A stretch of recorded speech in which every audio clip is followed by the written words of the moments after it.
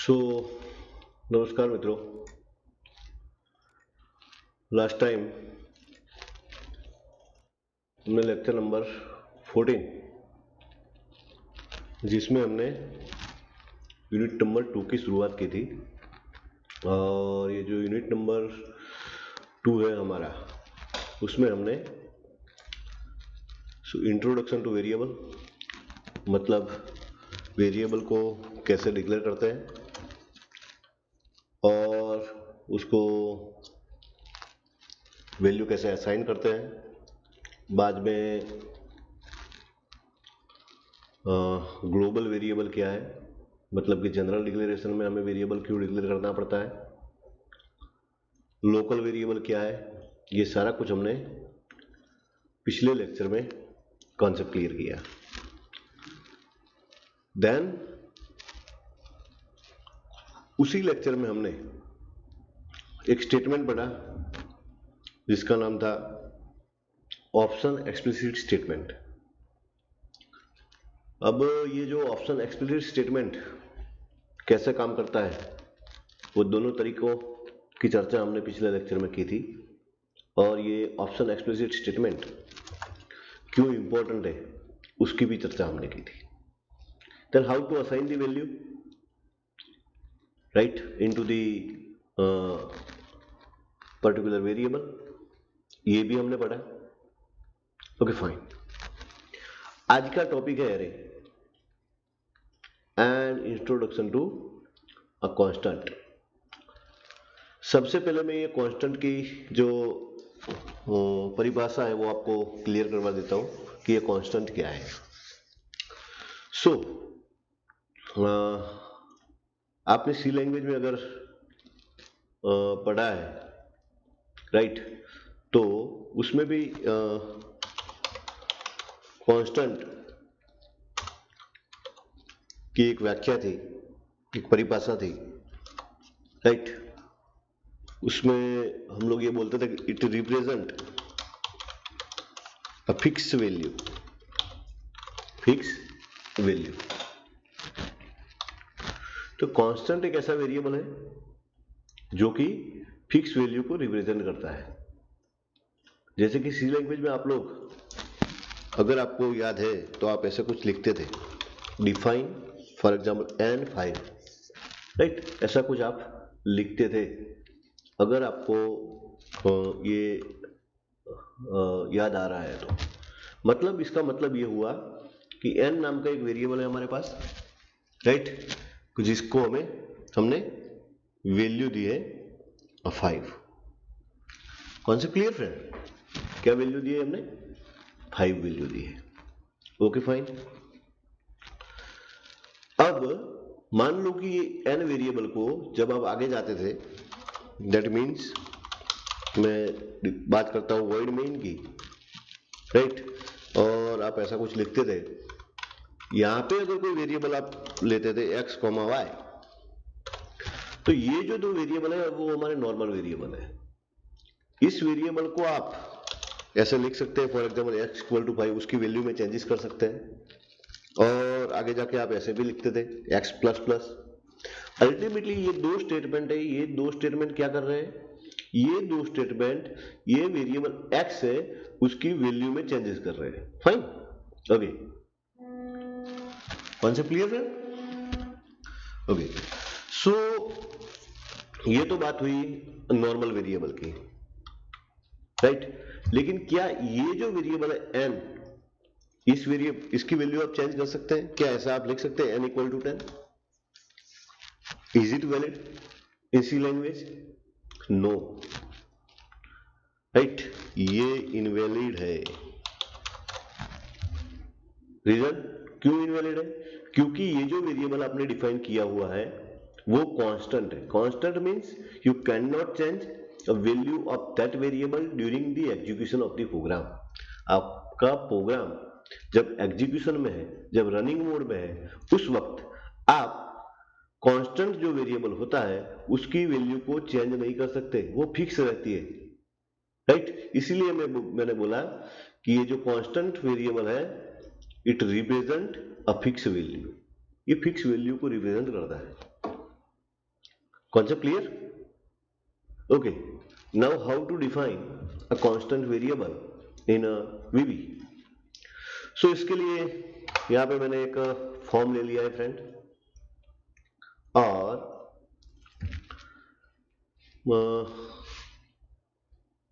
यहाँ पर भी मैं यहाँ पर ही लिख लेता हूँ, राइट। अगर मुझे कांस्टेंट वेरिएबल डिफाइन करना है, उसके लिए मुझे एक कीवर्ड का यूज करना पड़ता है, दैट इज कांस्ट। कौन सा कीवर्ड है फ्रेंड? कांस्ट कीवर्ड है। आप देख रहे हैं यहाँ पर कांस्ट, जैसे सी लैंग्वेज में आप डिफाइन का यूज करते थे, यहाँ पे आपको क्या लिखना है? Const. Now you have to give the variable name, for example x, और you can use the n equal to, जो भी आपको वैल्यू देनी है आप वैल्यू दे सकते हैं। Now you can see const n equal to 10। Concept clear? Okay fine. अब ये तो मैंने लोड इवेंट पर काम कर दिया। अब मान लो कि मैं बटन लेता हूं, राइट। अब बटन की क्लिक इवेंट पे मैं क्या कर रहा हूं? MSG बॉक्स क्लियर, और n की वैल्यू को मैं डिस्प्ले करवा रहा हूं। क्या होता है आप देखिए। Clear? Okay fine. Nothing, because ये जो कांस्टेंट वेरिएबल जो है आपने डिफाइन किया है वो फॉर्म की लोड इवेंट पे किया है, सो ये उसका स्कोप ये बाउंड्री तक ही है। Out of the boundary, out of the load event you can not access that variable. Okay, so हमने पिछले लेक्चर में ये पढ़ा है कि हम इसको उठा के क्या यहाँ, that means general declaration section global variable define कर सकते हैं। Yes of course.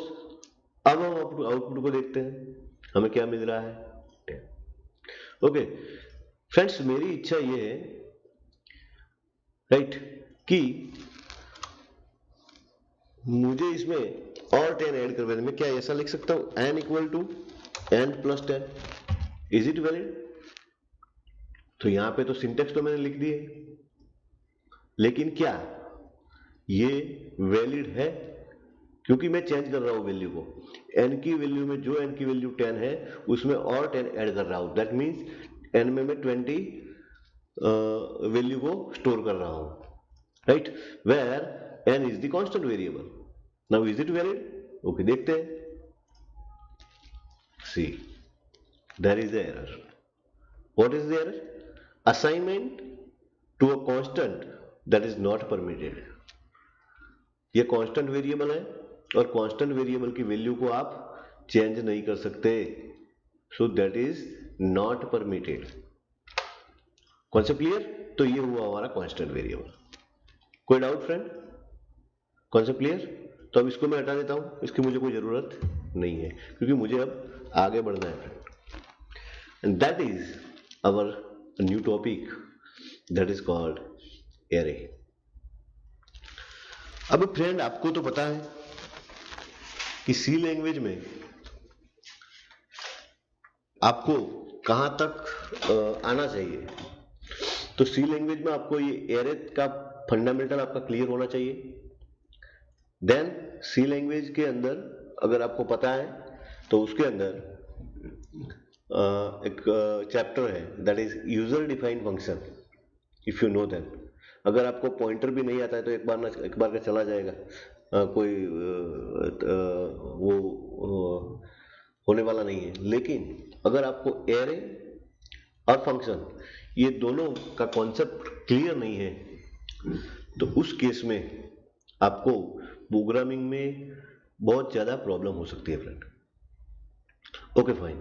तो सबसे पहले ये एरे का कॉन्सेप्ट जो है वो आपके माइंड में क्लियर होना चाहिए।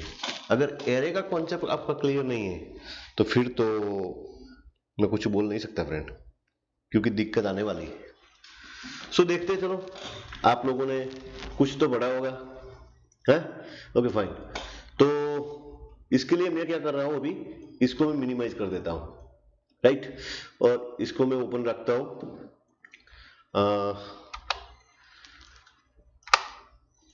इसकी मुझे कोई जरूरत नहीं है अभी, इसकी भी कोई जरूरत नहीं है, वो तो मैं सी लैंग्वेज सीधा प्रोग्राम आपको करके दिखाऊंगा। Okay fine. हम लोग सी लैंग्वेज में वेरिएबल लेते थे like this integer x। Okay fine, कोई मुझे बोल सकता है हम ये वेरिएबल मैंने ये किया क्यों लिया और हम लोग ऐसा वेरिएबल क्यों लेते थे? तो उसका रीजन एक था कि भाई मैंने अगर इंटीजर टाइप का, that means integer data type वाला कोई एक वेरिएबल लिया है, इसका मतलब ये होता है कि मुझे कोई एक इंटीजर वैल्यू किसी वेरिएबल में स्टोर करवानी है, तभी तो मैंने लिया है, फाइन ना। तो मैं आगे जाके क्या करूंगा, मैं आगे जाके हो सकता है उसके अंदर कोई वैल्यू डालूं और आगे जाके मैं ये भी कर सकता हूं कि उसकी वैल्यू को प्रिंट करवाऊं लाइक दिस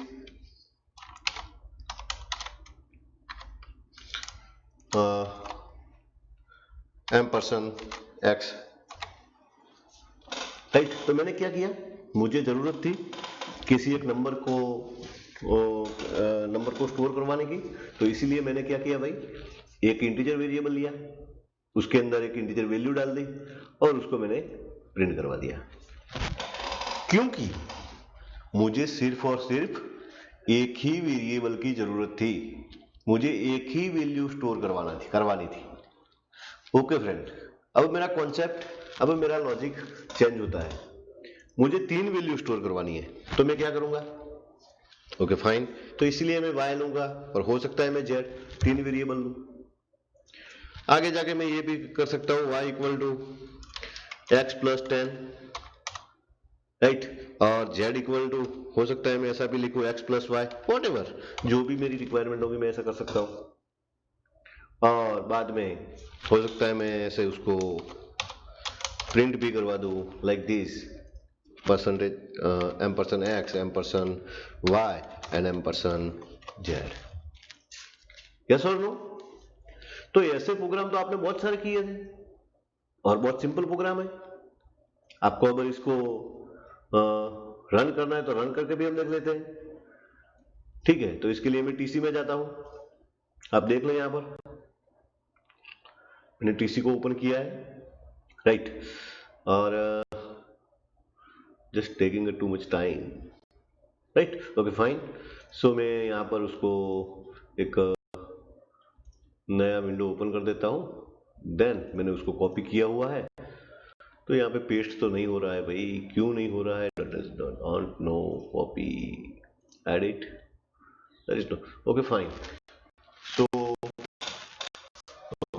मैं यहाँ पर एक काम करता हूँ, नया प्रोग्राम बना देता हूँ, ठीक। ओके, तो सबसे पहले हम क्या कर देते हैं, include stdio, right, dot h, then शुरुआत हम कहां से करते थे, void main, में क्या करते थे हम, right, opening class, closing class, then cl और scr, right, and get ch, I think so ये हमारी बेसिक थी, यस और नो? ये क्या था हमारा, जस्ट बेसिक, इतना तो करना ही पड़ता है। ओके, तो मैं यहाँ पर एक वेरिएबल ले लेता हूँ, सी इंटीजर x, y, z। मैं ये सी लैंग्वेज में आपको क्यों दिखा रहा हूँ, क्यों बता रहा हूँ, इसका रीजन एक ही है फ्रेंड, क्योंकि आपको जस्ट रिकॉल हो जाए, तो बाद में मैं उसको विजुअल बेसिक में इंप्लीमेंट कर दूंगा। कॉन्सेप्ट तो सेम ही है, कंसेप्ट सेम ही है, राइट। ओके, सो यहाँ पे मैं x equal to 10, right, then y equal to x plus 10, right, and for example z equal to x plus, clear। और बाद में यहाँ पे उसको प्रिंट, वैल्यू को प्रिंट करवा रहा हूं मैं, सो उसके लिए मुझे यूज करना पड़ेगा प्रिंट, राइट,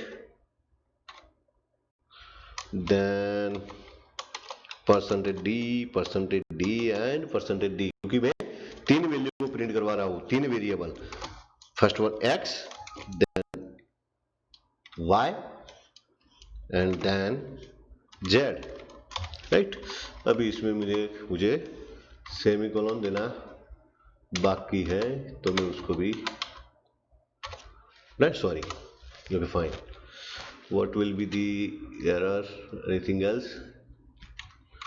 कुछ मुझे एरर दिखाई नहीं, कोई प्रॉब्लम नहीं है, ठीक है, राइट। तो अब मैं उसको रन करता हूँ।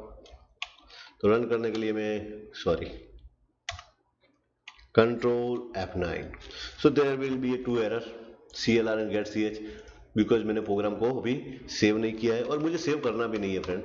तो मैं बिना सेव किए अगर मुझे उसका यूज करना है तो एक और फाइल है, दैट इज include conio.h।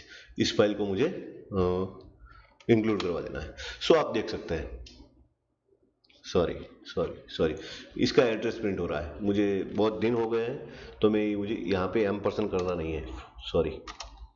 ये बहुत दिन हो जाता है, जब टाइम ज़्यादा हो जाता है इसी लैंग्वेज का काम किए तो ऐसा प्रॉब्लम होता है, doesn't matter, right. Okay, so you can C 10, 20 and 30। Okay friend, अब समझने की बात ये है, मैं इसमें चला जाता हूँ सीधा। मैंने ये 3 वेरिएबल क्यों लिए? 3 वेरिएबल मैंने इसलिए लिए हैं क्योंकि मुझे 3 वैल्यू को स्टोर करवाना था, इसीलिए मैंने 3 वेरिएबल लिए हैं। ओके, राइट, कोई डाउट फ्रेंड? ओके, चलो अब मेरी सिचुएशन बदलती है, अब ध्यान से सुनना। मुझे टोटल 10 वैल्यू स्टोर करनी है, कितनी? 10, मतलब 10 वैल्यू को मुझे स्टोर करना है। अब 10 वैल्यू को अगर मुझे स्टोर करना है तो मैं कैसे कर सकता हूं फ्रेंड? उसके लिए मुझे क्या करना पड़ेगा? कोई बोल सकता है? आप बोल देंगे कि सर जैसे आपको एक वैल्यू स्टोर करनी थी, आपने एक वेरिएबल लिया है, आपको 2 वैल्यू स्टोर करनी थी, आपने 2 वेरिएबल लिए थे, आपको जब 3 की जरूरत पड़ी आपने 3 वेरिएबल लिए थे। वैसे ही अब आपको 10 वैल्यू स्टोर करनी है, कितनी? 10। तो आप एक काम करो, 10 वेरिएबल ले लो। कैसे? लाइक ऐसे, x1, x2, x3, x4, up to कहां तक जाना है? x10। क्या मैं ऐसे 10 वेरिएबल ले सकता हूं? हाँ, ले सकता हूं या नहीं? डेफिनेटली ले सकता हूं। मैं 10 वेरिएबल नहीं, 100 वेरिएबल भी ले सकता हूं, 1000 वेरिएबल भी ले सकता हूं। यस और नो? ले तो सकता हूं फ्रेंड, लेकिन इसमें दिक्कत यह है कि जितने वेरिएबल मैं ज्यादा लूंगा उतना उनको याद रखना मेरे लिए कॉम्प्लिकेटेड हो जाएगा कि कौन सा वेरिएबल मैंने किस लिए लिया था। ये तो मैं एक सिंपल एग्जांपल दे रहा हूं ना आपको, राइट। लेकिन जब आप रियल प्रोग्रामिंग शुरू करेंगे और रियल इंप्लीमेंटेशन जब शुरू करेंगे तब तो प्रॉब्लम आएगी, तब तो वेरिएबल के नाम भी अलग अलग हो गए। तो ऐसे 10-10 वेरिएबल क्या मैं ले सकता हूं? या तो 100 वेरिएबल ले सकता हूं, ले तो सकता हूं लेकिन लेना नहीं चाहिए। तो फिर इसके लिए कोई ऑल्टरनेट सॉल्यूशन है फ्रेंड? बिल्कुल है। कौन सा? So that is array. जो सॉल्यूशन है उसको हम क्या बोलते हैं? उसको ही तो एरे बोलते हैं, राइट। तो एरे को कैसे लेते हैं भाई? ओके, तो एरे को लेने के लिए आपको एक एरे लेना है, फॉर एग्जाम्पल इंटीजर x, और उसके ब्रैकेट में आपको उसकी वैल्यू दे देनी है। फॉर एग्जाम्पल मैं यहां पे देता हूं 10, फिर ले जाओ सेमीकोलन। ओके फ्रेंड, अब इसका मतलब क्या हुआ? तो आप बोलेंगे कि सर आपने एक एरे लिया है जिसका नाम है x और जिसकी कैपेसिटी है 10, यस और नो, और उसकी टाइप है इंटीजर, यही आप बोलेंगे ना? मैं आपको दूसरी तरह समझाता हूं, आपने जो बोला, आप जो समझ रहे हैं वो सब बिल्कुल सही है, लेकिन मेरी सिचुएशन अलग थी। मैंने बोला था ना आपको, मुझे 10 वैल्यू स्टोर करवानी थी, तो मैं 10 वेरिएबल ले सकता था, लेकिन मैंने 10 वेरिएबल नहीं लिया। नहीं, उसके बदले में मैंने क्या लिया फ्रेंड? एरे लिया, राइट। अब एरे लिया तो ये जो एरे है, राइट, ये क्या है? उसकी कैपेसिटी कितनी है? 10 की। उसका मतलब क्या हुआ कि हमारा पहला जो मेमोरी लोकेशन होगा वो कौन सा होगा? दैट इज x ऑफ 0 होगा। दूसरा कौन सा होगा फ्रेंड? x ऑफ 1 होगा, राइट। होगा कि नहीं? इसकी मैं कॉपी कर देता हूं, चलो।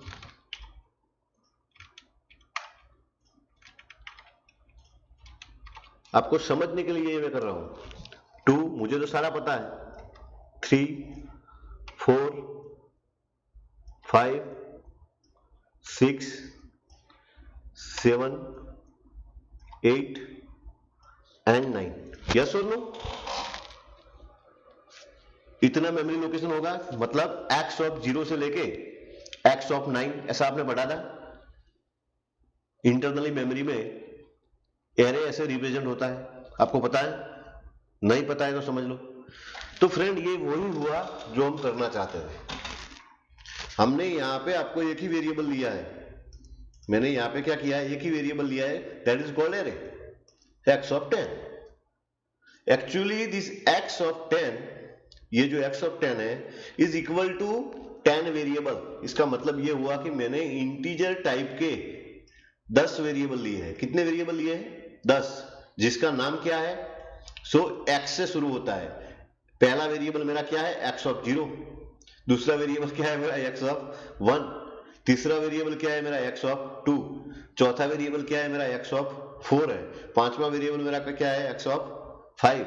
छठा, सातवां, आठवां, नौवां और लास्ट 10वां वेरिएबल मेरा कौन सा है? x ऑफ 9 है फ्रेंड। क्या मैं ऐसे वैल्यू दे सकता हूं उसको? For example 10 equal to for example 20, वैसे ही 30, 40, 50, 60, 70, for example 90। Is it valid? क्या मैं ऐसा कर सकता हूं? बिल्कुल कर सकते हैं भाई। आप x में वैल्यू नहीं दे सकते, देते थे ना, y में भी देते थे, z में भी देते थे। अगर आपने 10 वेरिएबल लिए होते, अगर आपने 10 वेरिएबल लिए होते तो भी आप क्या करते? वही काम करते। एक एक वेरिएबल में आप सिंगल वेरिएबल में आप वैल्यू देते और उसको प्रिंट भी ऐसा ही करवाते। यस और नो? मैंने भी यही काम किया। मैंने एरे लिया, लेकिन एरे के एक एक एलिमेंट, उसको एलिमेंट बोलते हैं हम। क्या बोलते हैं? एलिमेंट। आप एरे का वेरिएबल भी बोल सकते हो। एरे के एक एक इंडेक्स को मैंने राइट सेपरेटली एक्सेस किया, ये भी मैं कर सकता हूं। यस और नो? Okay fine. सो मैं इसको अभी हटा देता हूं फ्रेंड। अब मैं क्या करता हूं, यहां पे इंप्लीमेंटेशन करता हूं। सो आपको यहां पे आइडिया थोड़ा क्लियर हो जाएगा, राइट? सो CLR SCR हमारा वैसे ही हम रखते हैं और उसके बाद का जो भी हमारा है उसको हम हटा देते हैं। Fine, okay. चलो अभी मैं क्या कर रहा हूं फ्रेंड, तो अब मैं यहां पे एक काम कर रहा हूं, यहां पे एक वेरिएबल डिफाइन कर रहा हूं, that is integer x of 5। इसका मतलब क्या हुआ फ्रेंड कि मैंने एक वेरिएबल लिया है x नाम का, जिसकी वैल्यू क्या है? 5 है, राइट? तो अब मैं इसमें क्या कर रहा हूं, अब मैं यहां पे x ऑफ जो 0 है, राइट, उसके वो तो आपको पता है ना इंटरनल रिप्रेजेंटेशन, तो कि भी x, अगर मैंने ये एरे लिया है x ऑफ 5, इसका मतलब क्या हुआ कि इंटरनली मेमोरी में 5 वेरिएबल स्टोर हुए होंगे। कितने? 5। कौन से? x of 0, x of 1, x of 2, x of 3 and x of 4, right? समझ में आ गई बात मेरी? ओके, तो मैं यहां पे क्या लिख रहा हूं, x ऑफ 0 इक्वल टू मैं लिख रहा हूं 10, right? Then x of 1 equal to मैं लिख रहा हूं 20, x ऑफ 3 इक्वल टू मैं लिख रहा हूं for example 30 and last variable that is x of 4 equal to मैं लिख रहा हूं 40। आप कोई भी वैल्यू डाल सकते हैं। क्या मैं x ऑफ 5 यहां पर लिख सकता हूं? नहीं। क्यों नहीं लिख सकते? क्योंकि ये जो एरे है उसकी साइज ही 5 है और उसकी शुरुआत कहां से होती है? x ऑफ 0 से x of n-1, that is अगर 5 है तो -1, that is 4 up to 4। Concept clear? अगर उसको मुझे प्रिंट करवाना है तो मैं ऐसे भी करवा सकता हूं, for example print f C %d, right? And कौन सी वैल्यू आपको प्रिंट करवानी है? चलो x ऑफ 3 में प्रिंट करवाता हूं। क्या प्रिंट करवाता हूं? x ऑफ 3 की वैल्यू को मैं जस्ट प्रिंट करवाता हूं और रन करता हूं उसको। देयर इज ए एरर और समथिंग मिसिंग। ओके फाइन, यहां पे मैंने सेमीकोलन मिस कर दिया, राइट? Okay, doesn't matter. आप देख रहे हैं यहां पे x ऑफ उसमें 3 दिया, चलो मैं यहां पे 30 दिया था, अब मैं 330 दे देता हूं। You can C, so you can use the array just like this. अब एरे की, ये तो एरे मैंने सिंगल सिंगल एक एक मेमोरी लोकेशन को यूज किया है फ्रेंड। क्या किया मैंने? एक एक मेमोरी लोकेशन को यूज किया है। इसके बदले में आप ऐसा भी कर सकते हैं, for example x equal to 5 equal to, right, आप 10, 20, 30, 40, 50 आप ऐसा भी कर सकते हैं। तो इसका मतलब वही हुआ भाई, आपने ये असाइन जो वैल्यू दी है वो कंपाइल टाइम पहले से दे दी। तो इसका मतलब क्या हुआ, x ऑफ 0 पे 10 जाएगा, x ऑफ जो 1 होगा वहां पे 20, 10, 30, 40, तो x ऑफ जो 4 होगा वहां पे क्या जाएगा, 40 जाएगा, सॉरी 50 जाएगा। सेम रास्ता अलग है, जाना तो एक ही जगह है दोनों को। यहाँ पे जो लिखा था उससे भी वही होता था, यहाँ पे जो लिखा है उससे भी वही होता है। अब फ्रेंड असल जो हमें काम करना है उस पर हम जाते हैं। चलो मैं उसको हटा देता हूं। सो मैंने x ऑफ 5 का एरे दिया है। इसका इंपॉर्टेंस क्या है, एरे का बेनिफिट क्या है, वो मैं आपको दिखा रहा हूं, राइट। सो यहाँ पे मैंने एक वेरिएबल और लेता हूं इंटीजर i, और इसको मैं डजंट मैटर, मैं जस्ट i ले लेता हूं। मेरी स्क्रीन क्लियर हो जाएगी फ्रेंड। उसके बाद मैं क्या कर रहा हूं आप देखिए, for i equal to 0, i less than, that is array of size of the array, कितनी है 5, तो मैं यहां पर भी 5 ले लेता हूं, और i प्लस प्लस। अब मुझे समझाओ फ्रेंड, ये लूप कितनी बार घूमने वाली है? तो आप बोलोगे कि सर ये लूप 5 बार घूमेगी।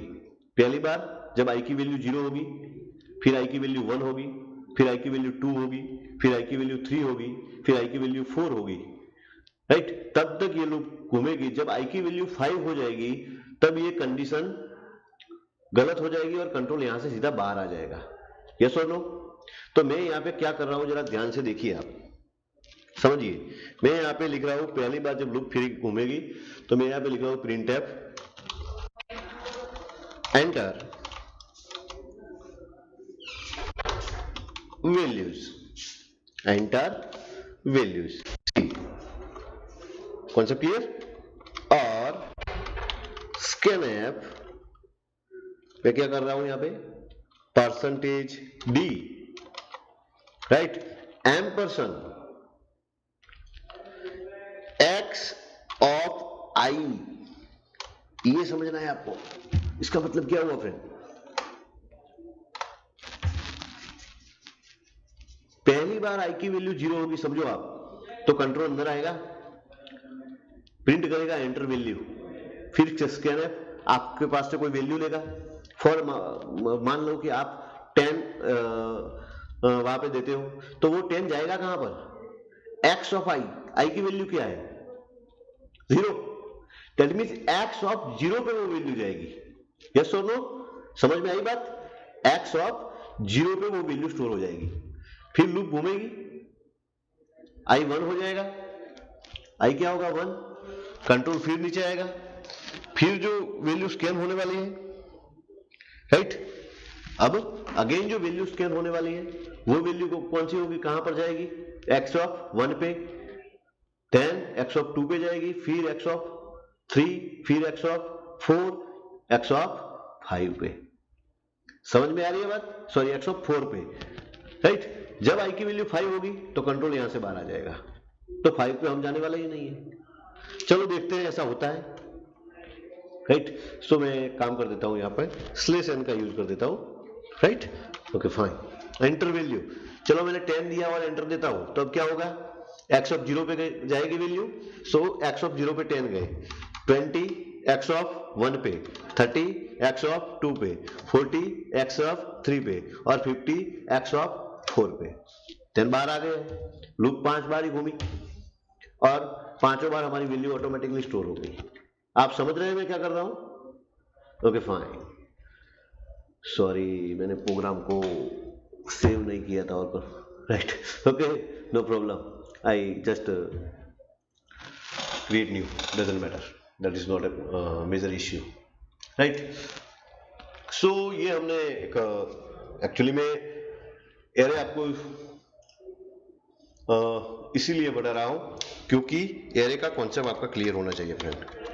सो include stdio dot h, then has sign include conio dot h, right, conio dot h, then void main हमारा ओपनिंग ब्रास और क्लोजिंग ब्रास. देन हमने लिया था एक array that is integer x of 5. Then मैंने एक variable लिया था इंटीजर i. कहीं पर भी टाइपिंग मिस्टेक हो जाती है तो कोई डजंट मैटर, हम उसको सही कर देंगे. देन यहाँ पे हमारा था CLR SCR था, राइट. देन यहाँ पे हमने फॉर लूप को स्टार्ट किया था i equal to 0, i less than 5, i plus plus 5. और यहाँ पे मैंने जो लिखा था वो भी मैं यहाँ पे लिख देता हूँ. सो आपके पास अगर है तो आप उसको थोड़ा स्किप भी कर सकते हैं, डजंट मैटर. इसके लिए कोई फिर से देखने की ज़रूरत नहीं है, वो ही मैं लिख रहा हूँ जो हमने लिखा हुआ था. Fine, okay. सो यहाँ पे मैं स्कैनएफ का यूज़ करूँगा, scanf %d and ampersand. So x of i. यहाँ पे एम्परसेंड का यूज़ करना जरूरी है फ्रेंड्स. एम्परसेंड जब वैल्यू हम डालते हैं उसी टाइम एम्परसेंड का होना जरूरी है, क्योंकि एम्परसेंड अगर नहीं होगा तो उसको एड्रेस नहीं मिलेगा कि हमें वैल्यू किस एड्रेस पे स्टोर करनी है, राइट. सो यहाँ पे मैंने इसीलिए एड्रेस वहाँ यहाँ पे दिया हुआ है. फाइन. और लास्ट में हमें क्या करना है, गेट ch लिखना है. Fine, okay. मैं एक बार रन कर देता हूँ, आपको ये कॉन्सेप्ट पूरा क्लियर हो जाएगा. फाइन. 10, 20, 30, 40 and 50, right. यहाँ तक थे. Okay fine. अब मैं क्या कर रहा हूँ फ्रेंड, तब इसकी कॉपी कर रहा हूँ. मुझे ये सारी वैल्यू को प्रिंट करवाना है, सारी वैल्यू को प्रिंट करवाना है. दूसरी एक फॉर लूप ले लेता हूँ, राइट. सो शिफ्ट इंसर्ट, ये मेरी दूसरी मेरी फॉर लूप हो गई. और यहाँ पे मैं क्या कर रहा हूँ, आई को अगेन 0 से स्टार्ट कर रहा हूँ, आई को अगेन 0 से स्टार्ट कर रहा हूँ और अब कहाँ तक, 5 तक. और मुझे प्रिंट करवाना है तो सबसे पहले मैंने स्लेश एन ले लिया. फिर मैं क्या कर रहा हूँ, प्रिंट वैल्यू प्रिंट करने के लिए हम क्या करते थे, %d. आपको पता है %d का हम यूज करते थे, राइट. देन राइट, क्या लिखते थे हम, कोई वेरिएबल का नाम. तो यहाँ पे मैं वेरिएबल का नाम ले लेता हूँ x ऑफ i. स्कैनएफ की मुझे यहाँ पर कोई अभी जरूरत नहीं है, सो उसको मैं कट कर देता हूँ. समझ गया आप. पहली बार i की वैल्यू 0 होगी तो वैल्यू प्रिंट होगी i x ऑफ 0 की. दूसरी बार 1 होगी तो x of 1, x of 2, x of 3, x of 4. जब 5 होगा तो लूप यहाँ से बाहर आ जाएगी. देखते हैं ऐसा होता है कि नहीं होता है. चलो पहले 10, 20, 30, 40 एंड 50. एरे का कॉन्सेप्ट क्लियर हुआ फ्रेंड कि एरे कैसे काम करता है. ओके. मैं एक और भी काम कर सकता हूं. ये जो भी वैल्यू आए इनटू, मुझे 2 करना है. क्या करना है, इनटू 2. तो अब क्या हो रहा है देखिए आप,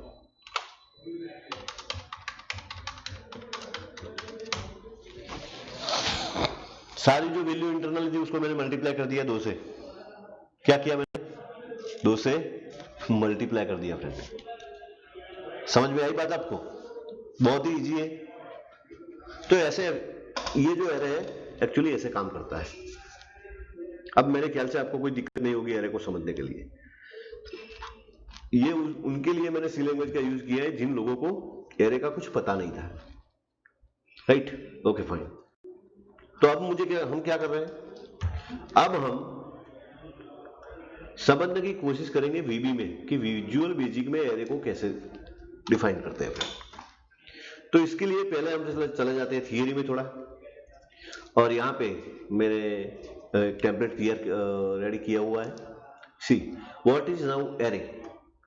सो यहाँ पे लिखा हुआ है an array is a consecutive group of the memory location that all have the same name and the same data type. ये तो आपको पता है, सी लैंग्वेज में डेफिनेशन कुछ मिलती जुलती थी. हो सकता है मैं अगर आप मुझे पूछो कि sir what is pen, what is pen, तो मैं मेरे हिसाब से पेन की डेफिनेशन दूंगा। सेम अगर आप किसी दूसरे को पूछते हो, राइट, कि सर व्हाट इज पेन, तो वो दूसरा सर होगा, वो पेन की जो परिभाषा करेगा वो थोड़ा अलग तरह से करेगा, लेकिन दोनों का कहने का मतलब तो क्या होगा, सेम ही होगा। तो सी लैंग्वेज में जो डेफिनेशन थी वो और ये जो डेफिनेशन है, दोनों में कोई ज्यादा अंतर नहीं है, कहने का मतलब अलग अलग है, राइट, राइट। बाकी जो इंटरनली जो है, जो काम होता है वो तो सेम ही होता है, क्योंकि जो एरे है वो एक कंसेक्यूटिव मेमोरी का ग्रुप है, मेमोरी लोकेशन का, जिनका सबका नाम सेम होता है। लाइक एक्स का अगर आपने एरे लिया तो सारे मेमोरी लोकेशन का नाम क्या होगा, एक्स, उसकी इंडेक्स अलग अलग होगी। आगे लिखा है to refer to the particular location और element in the array we specify the array name and the array element, that means position number, that is called index. क्या कर रहे थे हम, x of zero, what is zero, zero is the index, x of one, what is one, one is the index, right. तो अगर array के element को, array के मेंबर को अगर आपको यूज करना है, तो यूज करने के लिए आपको क्या करना पड़ेगा फ्रेंड, उसकी इंडेक्स का यूज करना पड़ेगा। Concept clear? वो तो आपको पता है, आपने सी लैंग्वेज में वही काम किया था, अभी मैंने जो आपको बताया वही काम किया है मैंने। आगे लिखा है the individual element of an array are identified using the index, right? So array have upper and the lower bound and the element have to lie within those bound. array का अपना upper bound and a lower bound होता है friend. जैसे कि अगर मैं यहाँ पे कोई array डिफाइन करता हूं x of 10, तो पहला जो एरे का एलिमेंट होगा वो क्या होगा, एक्स ऑफ 0, और लास्ट वाला जो एलिमेंट होगा वो क्या होगा, एक्स ऑफ 9। तो ये आपका हो गया, क्या हुआ, दैट इज अपर बाउंड हो गया, और ये जो हुआ वो आपका क्या हुआ, लोअर बाउंड हो गया। कॉन्सेप्ट क्लियर है? Okay fine. आगे लिखा है Each index number in the array is allocated in individual memory space। वो तो जरूरत पड़ेगी भाई, हर एलिमेंट के लिए अपनी एक स्पेस होनी चाहिए, और होगी तभी तो वहां पे आप कुछ स्टोर कर सकते हैं। And therefore user must avoid a declaring array of larger size than required, right. Okay fine. The individual element of the array are all the same data type, वो सबको पता है। Okay, how to declare the array friend, how to declare the array, ये सब लिखा हुआ है। Array occupy space in memory, सबको पता है। The programmer specify the array type, सबको पता है। And the number of element required by the array, ये सब हमने सारी चर्चा की हुई है, तो मैं रिपीट नहीं करता हूं। ये सिंटेक्स देख लीजिए friend. Dim number 5 as integer, right. तो अब मैं सीधा वीबी में चला जाता हूं। Okay fine. तो यहाँ पे एक हम बटन ले लेते हैं, क्योंकि हमें बटन पर ही सारा काम करना है। तो यहाँ पे मुझे एक एरे लेना है, राइट। तो सिंगल वेरिएबल मान लो कि हम सी लैंग्वेज में कोई वेरिएबल लेते थे, ऐसे लेते थे इंटीजर x, और अगर एरे लेते थे तो हम कैसे लेते थे, इंटीजर x ऑफ 10। ये दोनों के बीच में डिफरेंस था। Concept clear? चलो मैं एंटर दे देता हूं, एरर आएगी, डजंट मैटर, छोड़ो। वीबी में हम वेरिएबल कैसे डिक्लेयर करते हैं, डिम एक्स एज इंटीजर और एक्स एज फ्लोट और एक्स एज कैरेक्टर। आप एरे किसी भी डेटा टाइप का ले सकते हैं फ्रेंड, जरूरी नहीं है कि आपको इंटीजर का ही एरे लेना है, वो तो डिपेंड करेगा कि आपको कौन सी वैल्यू को रिप्रेजेंट करना है, उसके ऊपर डिपेंड करेगा। मैं यहाँ पे लॉन्ग भी ले सकता हूँ, डजंट मैटर, डबल भी ले सकता हूँ। सी, चलो डबल का एग्जांपल ले लेते हैं, एक्स एज डबल, ये एक सिंगल वेरिएबल हुआ ना। Okay fine. अब अगर मुझे एरे लेना है तो same dim x of for example 5, यहां पे आपको ब्रैकेट ये करना है, सी वाला ब्रैकेट नहीं करना है, एज फॉर एग्जांपल डबल। कोई डाउट फ्रेंड? कॉन्सेप्ट क्लियर हो गया? ये आपका एरे हुआ, समझ में आ गई बात फ्रेंड? कि नहीं आई? ओके, अब एरे को प्रोसेस कैसे करना है तो वो हम देखते हैं आगे। चलो उसके लिए मैं ये सब इसको हटा देता हूं। सो मैंने यहाँ पे 5 का एरे लिया है, देन मैं क्या कर रहा हूं यहाँ पे, सो एक फॉर लूप का यूज कर रहा हूं। फॉर की सिंटेक्स आपको पता होनी चाहिए, राइट। इसके मेमोरी लोकेशन क्या हो गए, हाँ वो समझना जरूरी है फ्रेंड।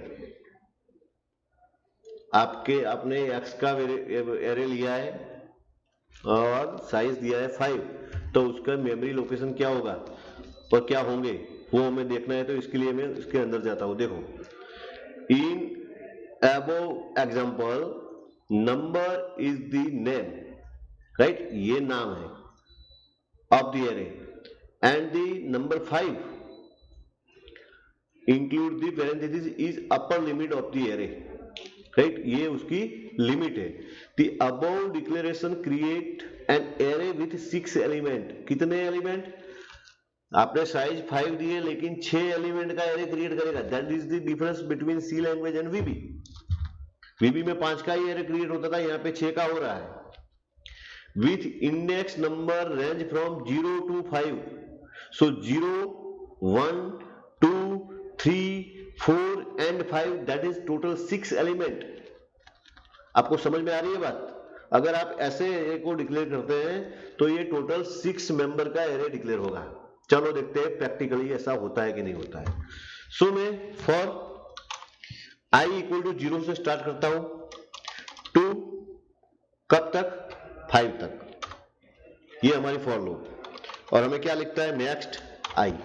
ये हमारी फॉर लूप बन गई है जो कि 0 से स्टार्ट होगी, कब तक जाएगी ये सिंटेक्स आपको पता है, मैंने पढ़ाया हुआ है।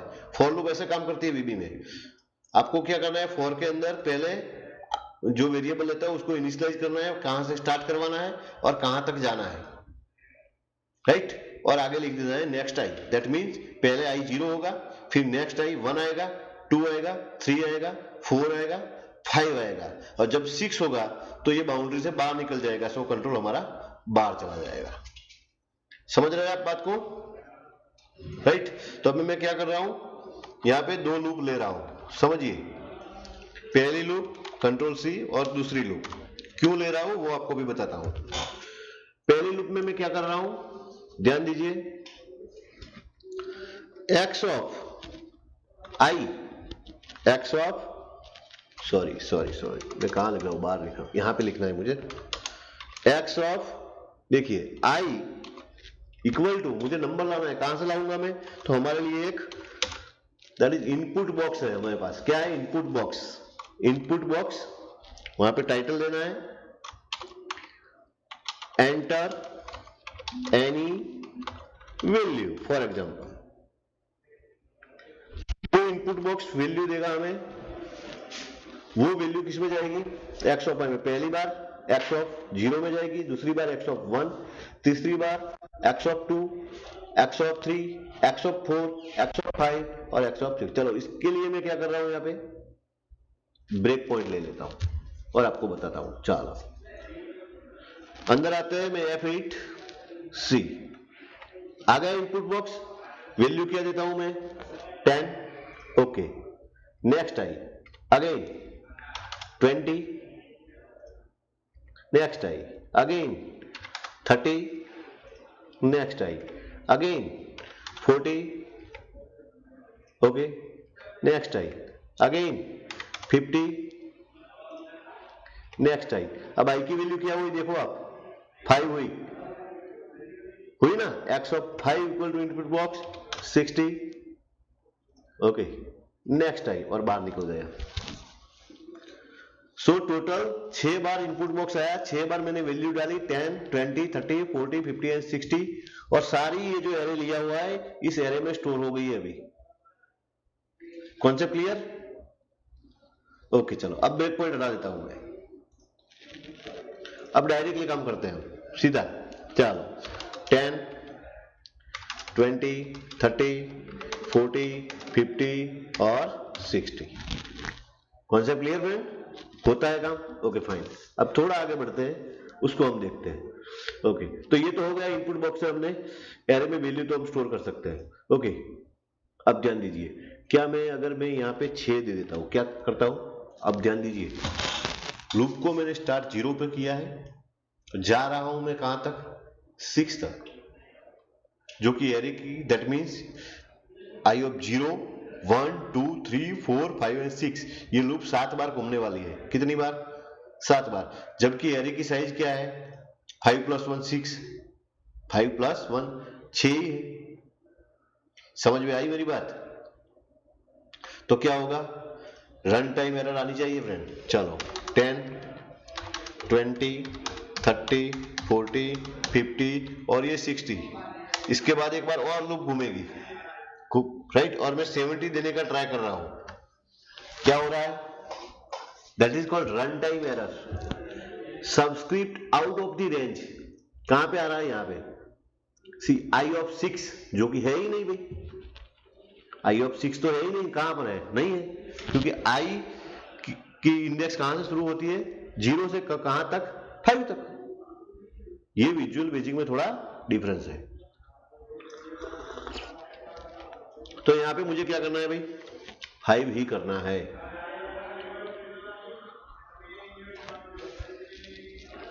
अब मुझे क्या करना है फ्रेंड? तो अब मैं थोड़ा कुछ अलग करता हूं। मैंने दूसरी लूप ली हुई है, तो अब मुझे क्या करना है? अब मुझे कॉम्बो बॉक्स लेना है, और मुझे चलो मान लो कि मैं लिस्ट बॉक्स ले देता हूं, जिसका नाम है लिस्ट 1, और मैं हटा देता हूं, उसमें लगता हूं LST data for example, right. और इसका जो फॉन्ट है थोड़े बड़े कर देते हैं सो आपको दिखाई दे अच्छी तरह से, राइट। अब मैं क्या कर रहा हूं? ये जो एरे में जितने एलिमेंट आते हैं वो सारे एलिमेंट बाद में लिस्ट बॉक्स में दिखाई देने चाहिए। तो आपको पता है ये लूप जो है वो तो इनपुट बॉक्स से सारे एलिमेंट पहले एरे में स्टोर कर देंगी। अब मैं क्या कर रहा हूं? तो यहां से एक एक एलिमेंट को ले रहा हूं, that is LST data dot add item. क्या ऐड करवा रहा हूं वो आपको देखना है। तो ऐड में करवा रहा हूं जो हमारा एरे X ऑफ I को। क्या ऐड करवा रहा हूं मैं? X ऑफ I को। या तो आप या वेरिएबल भी ले सकते हैं, X of I, that means पहली बार I की वैल्यू 0 होगी तो X ऑफ 0 ऐड हो जाएगा, फिर X ऑफ 1, फिर X of 2, X of 3, X of 4, X of 5। Clear? देखते हैं चलो। 10 20 30 40 50 एंड 60। समझ में आ रही है बात कि भाई ये एरे कैसे काम करता है? कॉन्सेप्ट क्लियर है? ओके फाइन, यही तो करवाना था। ये क्लियर हो गया। अब आगे बढ़ते हैं, थोड़ा आगे जाते हैं। तो यहां पे लिखा हुआ है फ्रेंड कि भाई हमने यहां पे चर्चा की कि भाई यहां पे सी का एरे और ये VB का एरे में डिफरेंस क्या है। तो सी के एरे में क्या था? इंडेक्स की शुरुआत 0 से होती थी और कहां तक? तो कि आपके अपने जो साइज दी थी -1। अगर आपके x = 5 लेते थे तो मेमोरी लोकेशन को कैसे बन जाते थे? x of 0, x of 1, x of 2, x of 3 and x of 4, total 5 number का एरे बनता था। VB में थोड़ा डिफरेंस है। यहाँ पे अगर मान लो कि आपने नंबर 5 दिया है, उसका मतलब ये होता है कि टोटल कितने एलिमेंट का एरे होगा? 6 एलिमेंट का होगा, जिसकी इंडेक्स क्या होगी? 0 to 5 तक होगी। Concept clear? तो ये तो मैंने एग्जांपल करके भी आपको दिखा दिया। दूसरा बात, आप एरे ऐसे भी डिक्लेयर कर सकते हैं फ्रेंड, डिम नंबर 1 to 6। तो इसका मतलब क्या हुआ? तो इसका मतलब ये हुआ कि in the above statement the array of 6 element is declared but with index running from 1 to 6. That is the advantage of array of VB over C language. C language में तो फिक्स था कि भाई इंडेक्स 0 से start होगी और जाएगी कब तक? तो कि साइज -1 तक। क्योंकि VB आपको यूजर फ्रेंडली लैंग्वेज है तो आपको एक फैसिलिटी देता है कि आप इंडेक्स अपने आप सेट कर सकते हैं कि आप एरे को कैसे डिक्लेयर करते हैं? 1 to 6, 1 to 6, और यू कैन 1 to 5 और 0 to 5, व्हाटएवर। तो अब इसके, अब मान लो कि ऐसे में डिक्लेयर करता हूं तो इसकी इंडेक्स क्या होगी? तो इसकी इंडेक्स फ्रेंड होगी x, that means number of 1, number of 2, number of 3, number of 4, number of 5 और number of 6। Concept clear? चलो वही एग्जांपल को हम रिपीट करते हैं। इसमें मैं क्या कर रहा हूं आप देखिए ब्रेन, x 1 to 5, क्या लिखा मैंने 1 to 5, इसका मतलब क्या हुआ? कोई एरर आएगी कि नहीं आएगी? 5 तो रखा है मैंने, राइट? एरर तो आने वाली है, कैसे देखते हैं, चलो आगे। पहले ही कहां पर आई? x ऑफ 0, x ऑफ 0 पे एरर आ रही है, i ऑफ 0 से ना, i equal to 0, that means x of 0 पे एरर आ रही है। हाँ भाई, लेकिन आपने जो एरर लिया है वो एरर की शुरुआत कहां से हो रही है? 1 से हो रही है, दैट मींस एरर तो आनी ही आनी थी, 0 तो है ही नहीं इंडेक्स में। तो अब इसको क्या कर सकते हैं? तो इसको हम कुछ ऐसा कर सकते हैं, जो हमारा एरे है उसकी शुरुआत, सॉरी लूप की शुरुआत हम 1 से कर सकते हैं ना। लूप की शुरुआत हम कहां से करेंगे? 1 से करते हैं। कहां तक जाएगी? 5 तक। टोटल एलिमेंट 5 ही होगा, देखते हैं 10, 20, 30, 40, 50। क्या हुआ? आई थिंक सो, काम आपका हो गया, डजंट मैटर। तो ये भी बात आपको समझ में आ गई होगी कि एरे कैसे काम करता है। चलो इसको सेव कर देते हैं हम, इस प्रोजेक्ट को, again into the VB example, lecture number I think so 15, right ना, लेक्चर 15।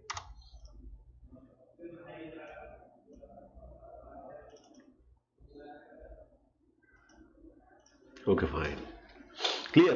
तो अब मुझे इसमें आगे जाने की कोई जरूरत नहीं है, तो इसको मैं क्लोज कर देता हूं। हाँ, थियरी का डिस्कशन थोड़ा करना है तो मैं आपको समझा देता हूं। ये बात हुई एरे की, okay fine. Then multi dimensional array, वो भी आपको पता है कैसे डिक्लेयर करते हैं, सी लैंग्वेज में तो आपको पता था। यहाँ पे सेम ही है, 50-50, और ऐसे भी कर सकते हैं आप मल्टी डायमेंशनल एरे का यूज। तो मल्टी डायमेंशनल का मैं कोई एग्जांपल ले रहा हूं यहाँ पे, क्योंकि मुझे उसमें डिटेल में जाना नहीं है, लेकिन आप अच्छी तरह से इसको समझ सकते हैं। कोई डाउट? ओके, सो अब मैं जा रहा हूँ सीधा सिलेबस पे। तो यहाँ पे जो इम्पोर्टेंट टॉपिक था आज का एरे, वो मैंने एक पूरा लेक्चर लिया है उस पर, तो मेरे ख्याल से आपको समझ में आ गया होगा कि ये कैसे काम करता है, राइट। और ये कांस्टेंट वाला, तो मेरे ख्याल से यहाँ तक का काम हमारा खत्म हो चुका है, राइट। अब मैथमेटिकल फंक्शंस और स्ट्रिंग के बहुत सारे फंक्शंस हैं, उस फंक्शन पे मुझे आगे बढ़ना है। तो इसके लिए मैं एक सेपरेट लेक्चर लूंगा, इसमें ये सारे फंक्शन आपको मैं समझाने वाला हूं नेक्स्ट लेक्चर में, क्योंकि वो आपको पता होना चाहिए कि कौन सा फंक्शन क्या काम कर रहा है। बहुत सारे फंक्शन है, तो वो सारे फंक्शन को हम प्रैक्टिकली समझने की कोशिश करेंगे। तो अगला जो आने वाला लेक्चर है वो बहुत इंपॉर्टेंट होने वाला है, ठीक है। दूसरी बात, उसके बाद में हम जाने वाले हैं control statement, error trapping, procedure and function. ये सारा मेरे ख्याल से एक ही लेक्चर में मैं खत्म करने वाला हूं, क्योंकि कंट्रोल स्टेटमेंट में इफ एल्स वाला सारा मामला आपको पता है कि कैसे इफ को यूज करना है, तो उसमें ज्यादा जाने की जरूरत। लूप्स, हमारे पास दो तरह की लूप्स है, व्हाइल और फॉर लूप, कैसे यूज करना है वो आपको पता है, तो उसमें हम नहीं जाएंगे। देन डायरेक्टली चले जाएंगे हम प्रोसीजर और फंक्शन में, तो ये इंपॉर्टेंट है हमारे लिए। एरर ट्रैपिंग बहुत इंपॉर्टेंट है, लेकिन इसके लिए मुझे सेपरेटली टाइम चाहिए, तो मैं उसको अभी लेने वाला नहीं हूँ। ओके फाइन, इनपुट बॉक्स का मैंने एग्जांपल आपको करवा दिया है, सो ये थोड़ा माइंड में क्लियर हो जाना चाहिए आपको, राइट। तो आज का असाइनमेंट आपको क्या करना है, 2-3 क्वेश्चन मैं यहाँ पे लिख देता हूं। Explain array with example in VB, ये एक क्वेश्चन आपको लिखना है, राइट। और explain input box with example. ये दो क्वेश्चन आपको आपके जो बुक्स है उसमें आपको लिखना है। कॉन्सेप्ट क्लियर है? सो चलते हैं, आज का सेशन को क्लोज करते हैं, राइट? और बाद में हम देखेंगे अगले लेक्चर में आगे बढ़ के, ठीक है? तब तक मेरे ख्याल से आप, और हाँ, आपको लेक्चर कैसा लगता है कमेंट करते रहिए। तो और अगर उसको उसमें कोई सुधार की जरूरत तो वो भी कमेंट में लिखो आप, उसमें कोई आपको हेजिटेट फील करने की जरूरत नहीं है, राइट? ओके।